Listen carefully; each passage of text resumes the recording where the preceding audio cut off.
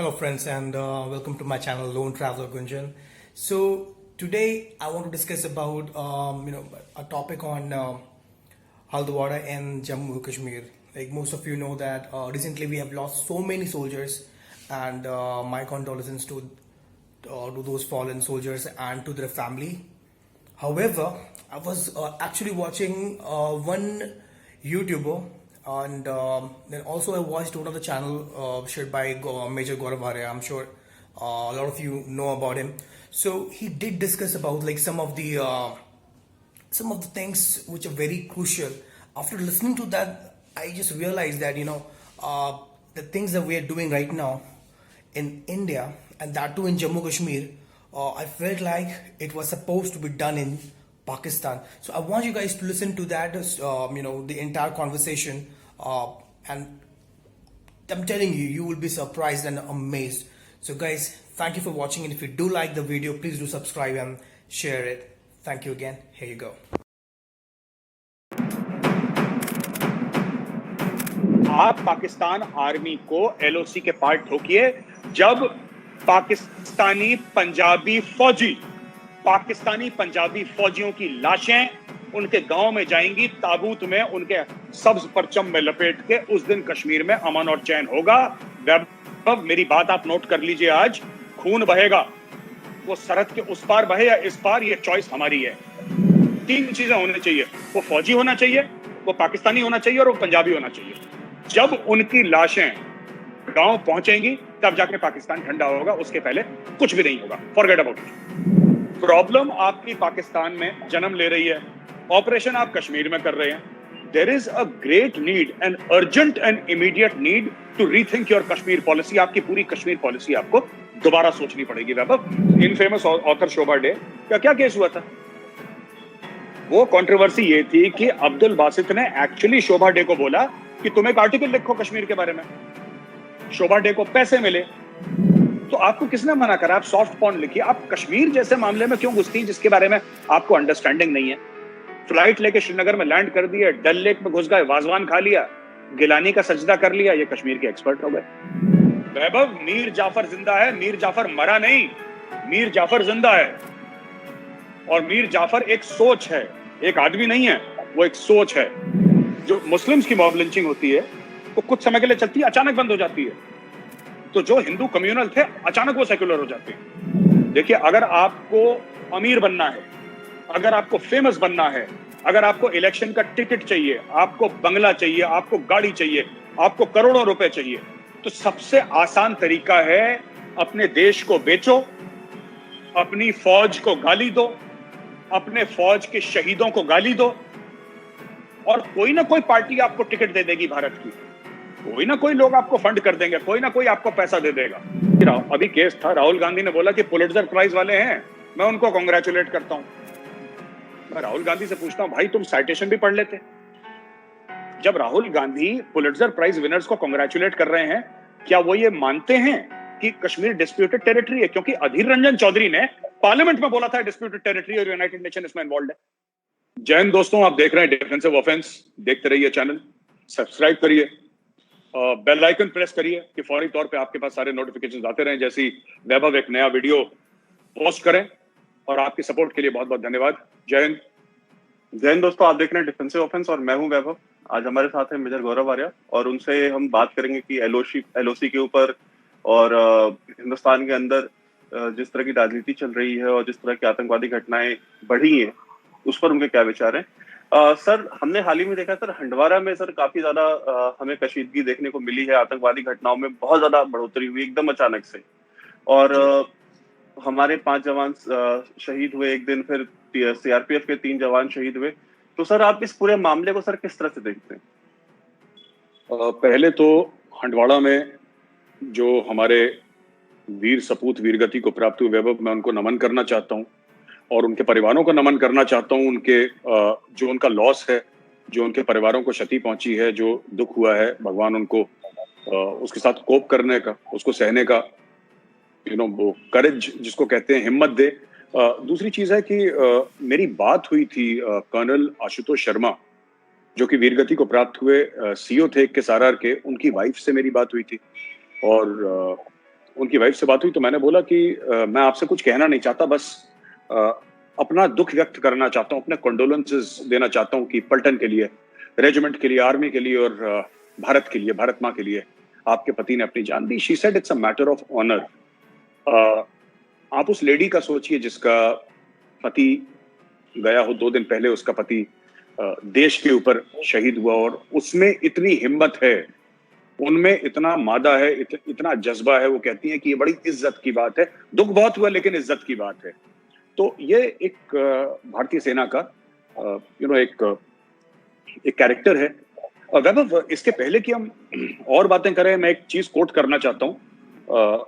अंग्रेज पहचान गए थे ये चीज, जो पाकिस्तान में है, अंग्रेज बहुत पहले पहचान गए थे, इंडिपेंडेंस के बाद ही दे न्यू पाकिस्तान का कंस्ट्रक्ट। तो बड़ी एक मशहूर कहावत चली थी उन दिनों, आप तो कह नहीं सकते पाकिस्तान में जेल में डाल देंगे, लेकिन क्योंकि हम भारत में रहते हैं हम बात कर सकते हैं। कह रहे थे जो पाकिस्तान के बारे में कहा है, पाकिस्तानी कौमों के बारे में, कि किक द पंजाबी, यानी जो पाकिस्तानी पंजाबी उसको लात मारी है। फाइट द पश्तून, जो पठान है उससे लड़िए। बाय द सिंधी, जो सिंधी है उसको पैसा देके खरीदिए। एंड ऑनर द बलोच, यानी जो बलोच है उसकी इज्जत करिए। यह तरीका है पाकिस्तान को कंट्रोल करने का। तो जो अंग्रेज बहुत पहले समझ गए थे, आज से 70 साल पहले, वो हम लोग शायद अभी तक नहीं समझ पाए हैं, और हमें यही करना पड़ेगा। Kick the Punjabi, buy the Sindhi, fight the Pashtun and honour the Baloch. और मैं तो कह रहा हूं, वाई फाइट द पश्तून, इसको थोड़ा सा और मॉडिफाई करना है। पश्तूनों से लड़ना क्यों हमने? पश्तूनों ने हमारे खिलाफ तो कुछ करा नहीं है। We can always befriend the Pashtuns. यारों के यार होते हैं, दुश्मनों के दुश्मन होते हैं। ये पठान की एक बेसिक कैरेक्टरिस्टिक है। तो ये बात है। दूसरी चीज ये है कि आपने हंडवाड़ा की बात करी, उसके पहले 10-12 दिन पहले हमने ये भी देखा था कि हमारे जो पैरा स्पेशल फोर्सेस के जवान शहीद हुए थे, 5 वीरगति को प्राप्त हुए थे।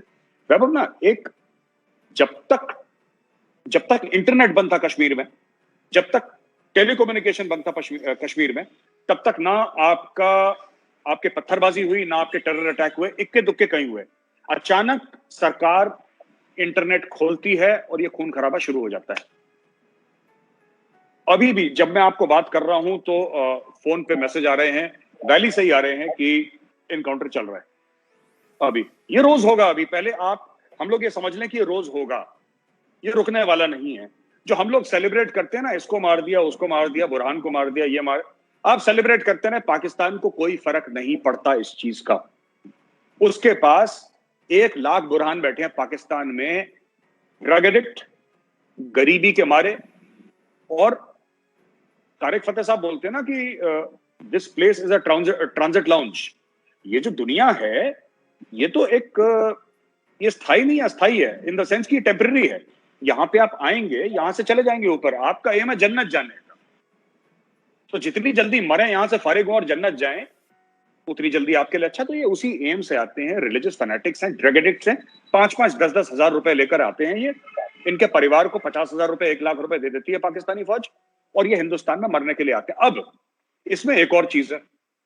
लोग कहते हैं साहब कि हमारी तो आर्मी इतनी वेल ट्रेंड है, और ये टेररिस्ट तो इतने वेल ट्रेंड नहीं है। फिर ऐसा कैसे हो जाता है कि हमारे जवान शहीद हो जाते हैं और टेररिस्ट उनको मार देते हैं? तो ये भी आपको बताता चलूं वैभव, ऐसा होता क्यों है? ऐसा होता इसलिए है कि अक्सर जब टेररिस्ट ऑपरेशन करते हैं तो साथ में उनके सिविलियंस होते हैं। ये जो हंडवारा का केस था, जिसमें हमारे 5 बंदे शहीद हुए, 1 पुलिस वाला और 21 राष्ट्रीय राइफल्स वाले, इनके केस में क्या हुआ था? वहां पे 11 और 12 सिविलियंस थे, औरतें थी, बच्चे थे। अगर हम चाहते, जैसे कि अमेरिकन आर्मी करती है, हम लोग कर सकते थे। हम लोग आधा किलोमीटर, 1 किलोमीटर दूर खड़े होते, एक मिसाइल मारते उस घर के अंदर, और हमारे बंदों को खरोच तक नहीं आती और सबके सब मर जाते। ये ऑप्शन था हमारे पास, हमने नहीं करा, क्योंकि कश्मीर हमारी जमीन है, कश्मीरी लोग हमारे लोग हैं। आप इंडियन आर्मी वैसी आर्मी नहीं है जो बच्चों को मार दे। जैसे अमेरिकन ने करा था कि वो वेडिंग पार्टी हो रही है, उसमें भी बच्चे और औरतें थी, उन्होंने एक मिसाइल मारी और सबको खत्म कर दिया। वहां पे कितने लोग मर गए? 60-70 लोग मर गए थे उस वेडिंग पार्टी के, मार दिया। हाँ, उसमें 4-5 आतंकवादी भी मरे थे, लेकिन उसमें 60-65 लोग जो इनोसेंट थे, जिनको पता भी नहीं था आतंकवादी, वो बच्चे। अब उस 3 साल का जो बच्चा मरा, उसका क्या दोष है? तो पहले हमें सोचना होगा, हमें क्या ऐसी फौज चाहिए Are we this kind of an army? The emphatic answer is we are not this kind of an army, nor do we have any desire to be this kind of an army. We are not the Pakistan army. This is the Indian army. ये एक नैतिक army है, ये एक moral army है, पहली बात। दूसरी चीज, ये जो मारते हैं, कभी 3 मारे, कभी 4 मारे, कभी 2 मारे, तो इसमें क्या होता है कि हम लोग इसको जिस तरीके से सोचते हैं, डेथ बाय 1000 कट्स की बात पाकिस्तान करे, जनरल जियाउल हक ने बात करी थी डेथ बाय 1000 कट्स।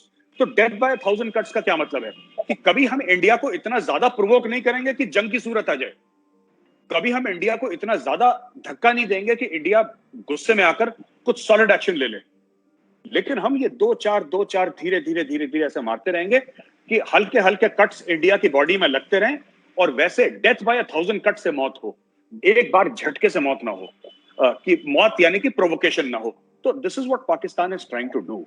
तो जैसा हमने बोला था, किक द पंजाबी, आपको पता है 70-80% जो फौज है पाकिस्तान की वो पंजाबी है। पाकिस्तानी पंजाबीज कंप्राइज, क्योंकि वो और किसी कौम पे अपनी विश्वास तो करते नहीं ना, भरोसा नहीं करते, वो सिंधियों पे भरोसा नहीं करते, मुहाजिरों पे नहीं करते, बलोचों पे तो बिल्कुल नहीं करते, थोड़े बहुत पश्तून पे करते हैं, आजकल वो भी उन्होंने बंद कर दिया करना। तो जब तक लाशें पाकिस्तानी पंजाबी फौजियों की उनके गांव में नहीं जाएंगी, ताबूतों में बंद होकर हरा जो उनका वो परचम है उससे लपेटी हुई लाशें पाकिस्तानी गांव में नहीं जाएंगी, ये मामला बंद नहीं होने वाला। वैभव, जो हम कहते हैं ना कैसे होगा, ऐसे होगा। प्रॉब्लम आपकी पाकिस्तान में जन्म ले रही है, ऑपरेशन आप कश्मीर में कर रहे हैं।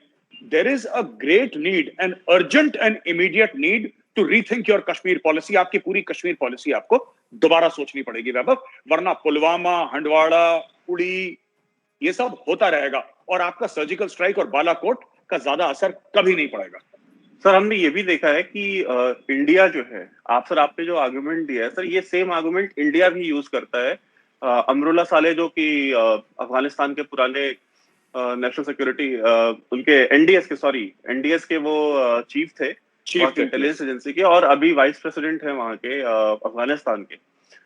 सर, अमरुल्ला साले ने यही चीज जब ऑन द रिकॉर्ड बोली कि America bomb the wrong country, America ने गलत देश के ऊपर बॉम्बिंग करी, अमेरिका को अफगानिस्तान में नहीं पाकिस्तान में बॉम्ब गिराने चाहिए थे अगर उसे अफगानिस्तान में अमन या शांति चाहिए थी। तो सर, यही सेम चीज, वही बात हो गई ना कि आपकी प्रॉब्लम बेसिकली पाकिस्तान में है और अमेरिका बॉम्ब करता रहा अफगानिस्तान को। हम वही कर रहे हैं कि प्रॉब्लम बेसिकली पाकिस्तान में है और हम गोलियां चला रहे हैं कश्मीर में। तो बिल्कुल वैभव, यू आर एब्सोल्युटली राइट, आप तो सही कह रहे हैं। 9/11 के जो हाईजैकर थे, 19 में से 15 सऊदी अरब के थे। सऊदी अरब सिटीजन्स ने अमेरिका के 3000 शहरियों को, नागरिकों को मार दिया। अमेरिका क्या करता है? सऊदी अरब पर अटैक नहीं करा, इराक में जाके बम गिरा दिया। मतलब some common sense is required. How can you bomb an entire country? Totally wrong. आप अफगानिस्तान में आ गए। अच्छा, अफगानिस्तान से आज तक कोई जीत नहीं पाया, मैं आपको सही बताऊं। आप महाराजा रंजीत सिंह ने डिफीट करा था, गुरखों ने भी करा था, 2-3 कौमें थी जिन्होंने अफगानिस्तान पे फतेह करी है, इसमें कोई शक नहीं है। लेकिन ओवर पीरियड ऑफ टाइम, हाँ, वो सारे इंडियंस थे। ये सिखों ने तो खूब बैंड बजाया था वहां पे जाके, फिर गुरखों ने भी काटा था, और राजपूताना राइफल्स की भी यहाँ पे गई थी। ये उसमें राजस्थान के राजपूत ज्यादा थे उसमें, वो यूनिट गई थी, उसने भी बहुत मारकाट मचाई थी वहां पे। लेकिन you see, over a period of time it is a graveyard of empires.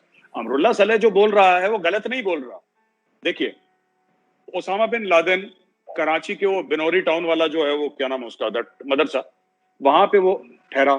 वहीं पे आपका मुल्ला उमर था। आपके जितने, डैनियल पर्ल ले लीजिए, आप जवाहिरी ले लीजिए, आप कोई ऐसा बड़ा आतंकी बताइए जिसके तार पाकिस्तानी आईएसआई से ना जुड़े हों, और जो वो खुद कहता हो कि मैं इतने साल पाकिस्तान में रहा। तो वैभव, मैं ये कहना चाहता हूं कि अगर आपकी कश्मीर की प्रॉब्लम पाकिस्तान से है, तो आप कश्मीर में ऑपरेशन क्यों कर रहे हैं? पहली चीज, आप कश्मीर में ऑपरेशन करते रहिए, अगले 100 साल तक करते रहिए। पाकिस्तान यही चाहता है। आपको रीथिंक करनी है अपनी कश्मीर पॉलिसी। जब तक पाकिस्तानी फौजी, मैं पाकिस्तानी सिविलियंस की बात नहीं कर रहा, उनके औरतों बच्चों की बात नहीं कर रहा, नॉन कॉम्बैटेंट्स की भी बात नहीं कर रहा, जब तक पाकिस्तानी पंजाबी फौजी की लाशें नहीं गिरेंगी, तब तक कश्मीर में अमन और चैन नहीं होगा। ये तो सिर्फ आपने बात करी उड़ी की। हम लोग क्यों भूल जाते हैं 26/11 बंबई में? ये 26/11 आपके करते रहेंगे, ये हिंदुस्तानियों को मारते रहेंगे, डेथ बाय 1000 कट्स करते रहेंगे। इनकी फौज में इतनी गट्स तो है नहीं। 1965 में ही प्रूव हो गया था। 1965 में वाज़ेह तौर पे प्रूव हो गया था कि they can not fight against India. 1971 में उस पर स्टैंप लग गया। Kargil was a miss adventure, इनको जूते पड़े कारगिल में, तब इन्होंने झूठ बोला, राइट? लेकिन तब से पाकिस्तान ने कुछ नहीं करा। 20 साल से ऊपर हो गया, पाकिस्तान चुपचाप बैठा है और आपका आतंकवाद बढ़ाया जा रहा है। वो तो इंडियन आर्मी का शुक्र है जो कश्मीर में इनको रोक रही है, वरना केरला से लेकर राजस्थान से लेकर मिजोरम, गुजरात, नई दिल्ली, बंबई, कौन सी जगह नहीं है जहां पे इन्होंने कोशिश नहीं करी बॉम्ब ब्लास्ट करने की? ये हर जगह करेंगे Hindustan. Please do like and subscribe. Thank you for watching, guys. Cheers.